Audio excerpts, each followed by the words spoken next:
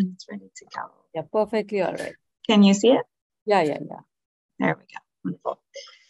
So when we think about the issues related to corneal transplantation, so the number of people who are actually eligible for corneal transplantation, those who are able to seek the necessary follow-up care that ensure a graft success rate, particularly when we think about a lot of people who need corneal transplants residing in rural areas in low and middle income countries where it's very difficult to reach where corneal surgeons are traditionally in urban areas. And so the follow-up care can be a real challenge in terms of the graft rate success, in addition to the costs of corneal transplant, how much that costs and the impact on the health system. So if we can really work to prevent corneal blindness, that can really be a game changer, particularly as we think about the patient case waiting loads even for transplants. So one of the things that SightLife did is we started, of course, with our iBanking work, and then moved on to areas of policy and advocacy, looking at reforms in the health system. And then our focus shifted to surgeon training, and from there to really focus on prevention. So, and from surgeon training and from working in prevention, we've also started to really look at how do we support other cadres within the eye healthcare system outside of just surgeons to be able to more effectively prevent and manage the need for corneal transplantation. So I'll talk a little bit today about these areas. And, one thing that's interesting to just kind of reflect on is in your own practices, what percent of cases of corneal blindness in your kind of country, your hospital, or your practice do you believe to be preventable? And I'll share a little bit about, this kind of data that we've had from a few different countries, but it's always something good to just think about as well. You may have anecdotal evidence or you may have the data to back it up. As we know, a lot of countries, of course, use the RAB study, and the RAB often is focused on those over 50. And so, of course, corneal blindness does not come to the top. But we've begun to see data that comes out that really demonstrates what we've known for years, which is that when we look at both the cadre of people that are 0 to 49, so those who are in their most kind of productive work years, we really see that corneal blindness can be quite high in terms of the leading causes of preventable or treatable blindness. So in the recent RAB in India in 2019, corneal disease was the primary cause of blindness, with 37.5% of people, 35.75% of that being for corneal opicities. With over 50, corneal disease was actually even the second cause. So it's quite a bit higher. And as this data comes in from other countries, we'll really begin to, I think, get the support that we all know in this community has been needed for a long time, which can be designed to really help us strengthen the whole chain of care. So when we look at what are those leading causes of blindness, trauma and infectious keratitis are really primary drivers. Infectious keratitis, of course, being high up there, and then keratoconus. When you look at more developed countries, of course, like the United States, we don't see that, right? So we have kind of those interventions that are supporting us to take people out of the system early on. So it really just underscores the importance of focusing on these issues of how do we actually prevent corneal blindness from the start. So when we look at infectious keratitis, so often that starts from a very simple scratch, an abrasion on the eye. And we know that rural agrarian communities, particularly, are more at risk for this. So we often see communities working around sugarcane fields, rice, other key crops, as well as, of course, heavy metal industries.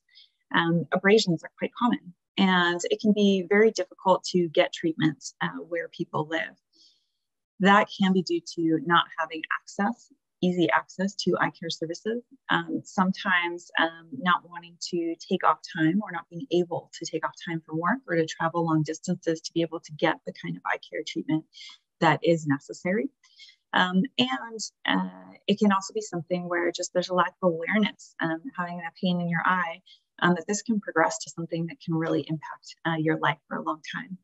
And when we look at the impact for disability life adjusted years, if someone doesn't get this kind of care and we see this progression into infectious keratitis, and potentially into monocular blindness is quite high. And so the impact not only for the individual, but also for their family, and of course for a country, right, is immense in terms of how that ends up impacting even the GDP of a country. So how can we really work to change that? So what we see even in Nepal, we also have some data, is that we're seeing corneal opacities as leading causes of blindness, particularly in these low and middle countries. So SightLife has taken an approach of really looking across the kind of eye healthcare pyramid and building on the incredible work that's come out with the WHO on integrated people-centered eye care and how important that is to prevent the progression of corneal disease. We really look at that care pyramid. So when we think about where the patients are, right now, corneal surgeons in many countries are dealing with all patients. So we're not leveraging this full health system that we can. So one of the things we've been focused on from a clinical training perspective is how do we upskill and work with those in primary care and secondary care to be able to support them with doing better early diagnosis, medical management, even postoperative care, working more closely with corneal surgeons where a transplant has taken place. But then our big focus in prevention has really been how can we leverage the existing eye healthcare workforce through community health workers to upskill them, provide them with training on first aid eye care, provide them with the basic tools, whether that's medicine supplies, simple eye loops, blue torches, things that can help them diagnose a corneal abrasion and provide effective treatment. Now, there's been a lot of conversation about can community health workers do eye healthcare work? So SightLife has had the immense pleasure to be able to work with the Proctor Foundation at the University of California, San Francisco. And they were able to prove an effective model for being able to treat abrasions working with community health workers in rural areas of Nepal.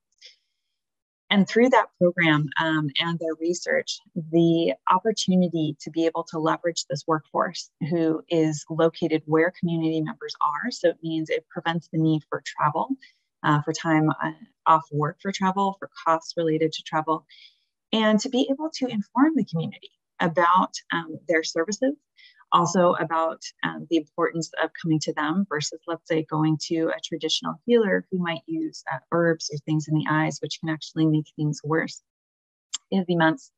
So in 2017, we took over Proctor's program as they exited with their research. And we've since expanded to be working in India. And we also have done different iterations of that in other countries as well.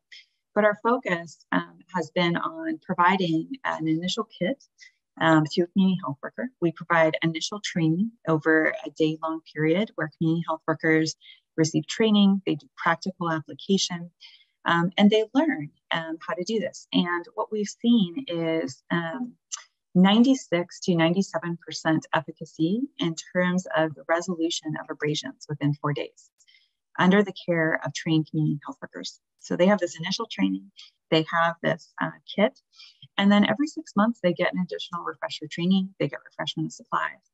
And we've seen this ability to resolve abrasions. So for that, anywhere from 2 to 4% where it's not resolved, right? It's a more complicated case.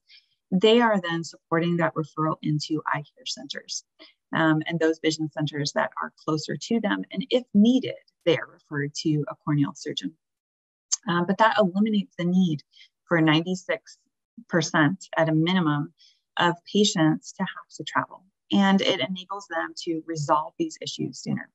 In the last 5 years, we've reached over 58,000 people. And one of the things that is extremely interesting about this is that, of course, it doesn't just serve corneal patients. This actually serves as a patient discovery model for eye hospitals in general, because it helps bring in patients and funnel those for eye care who really need advanced services.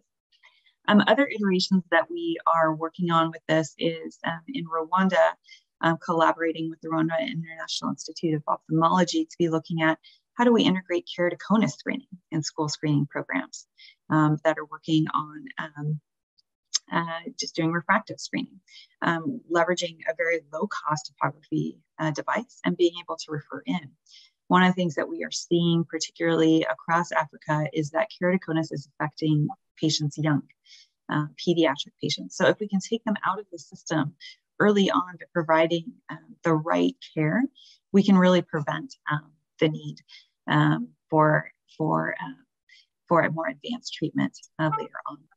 So the corneal blindness prevention program, why it's so important, there's a few of the things that are called out that I will just kind of re-highlight here in closure, which is really that we found it as an effective diagnostic and preventative treatment for corneal blindness. It really takes out those major drivers of corneal blindness when we look at issues like infectious keratitis and trauma.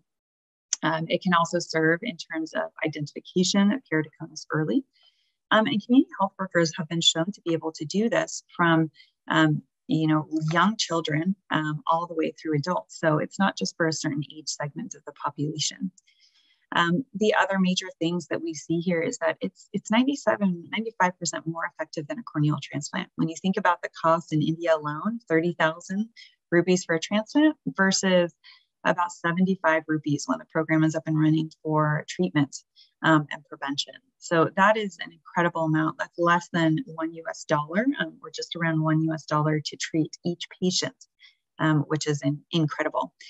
The other thing is that we really focus on how do we use the existing health system. So not creating a new system, but leveraging those existing community health workers.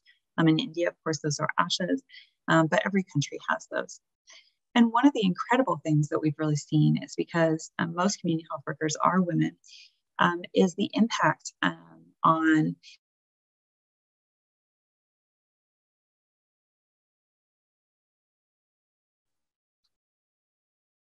a really positive impact for them and for the community. So what it really means in terms of thinking about this and how do we shift this is prevention is a critical component of addressing corneal blindness. And to do that, we have to really think about integrated people-centered eye care services so that they're not siloed. And we need to partner, right? So partnerships matter, partnering with eye hospitals, partnering with national governments, partnering with eye health nonprofits. But collectively, we really can do this together. And we can advocate for national governments to allow community health workers to be able to be involved in this kind of sight-saving and preventative eye care treatment services. So this is concluding today. I'm always happy to answer questions. This is my email.